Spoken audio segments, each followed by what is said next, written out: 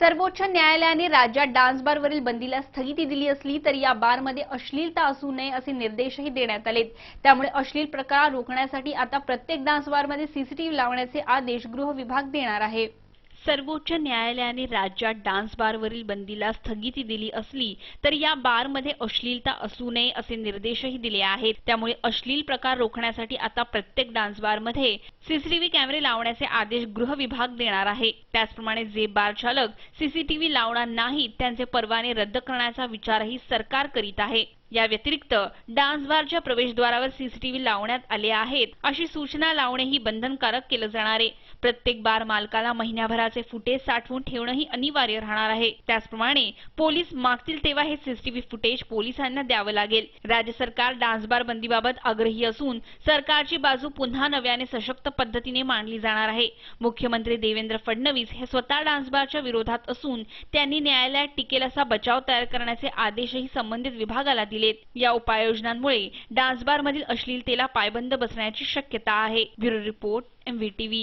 सांदपाडा railway स्टेशनमध्ये असलेल्या भुयारी मार्गाची अवघ्या महिन्याभरातच दुरावस्था झाली आहे।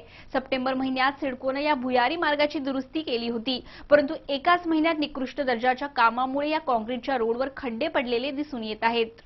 सांदपाडा रेल्वे स्टेशनमध्ये असलेल्या भुयारी मार्गाची अवघ्या महिन्याभरातच दुरावस्था झाली आहे। सप्टेंबर महिन्यात सिडकोने या भुयारी मार्गाची दुरुस्ती केली होती, परंतु एकाच महिन्यात या काँक्रीटच्या रोडवर खड्डे पडलेले दिसून येत आहेत। सांदपाडामधील महामार्गाकडून गाव व कॉलनीकडे जाण्यासाठी रेल्वे स्टेशन इमारतीत छोटासा भुयारी मार्ग बनवण्यात आलाय। मात्र या भुयारी मार्गात मोठ्या प्रमाणावर खड्डे पडल्याने वाहतुकीस अडथळा निर्माण होत होता। या विरोधात नागरिकांनी नाराजी व्यक्त केल्याने सिडकोने 7 सप्टेंबरला या भुयारी मार्गाच्या दुरुस्तीचं काम हाती घेतलं होतं। या कामासाठी हा रस्ता 8 दिवस वाहतुकीसाठी बंद करण्यात आला होता। मात्र काम निकृष्ट दर्जाचं झाल्याने अवघ्या महिन्याभरात काँक्रीट रस्त्यावर खड्डे पडले असून रस्त्याची दुरावस्था झालेली पाहायला मिळतेय। Video journalist Suraj Kamble, MVTV। राज्यात गेली 3.5 वर्ष बंद करण्यात आलेली शिक्षक भरती प्रक्रियेवरील बंदी अखेर उठवण्यात आली आहे, अशी माहिती शिक्षण मंत्री विनोद तावडे यांनी दिली। राज्यात गेली 3.5 वर्ष बंद करण्यात आलेली शिक्षक भरतीवरील बंदी अखेर उठवण्यात आली आहे, अशी माहिती शिक्षण मंत्री विनोद तावडे यांनी दिली। सरळच्या माध्यमातून संच मान्यता झाल्यावर लगेचच गरज असलेल्या ठिकाणी शिक्षकांची भरती करण्यात येणार असल्याची माहिती शिक्षण मंत्र्यांनी दिली आहे। त्यामुळे राज्यातील शेकडो शिक्षकांना दिलासा मिळणार आहे। Bureau report MVTV।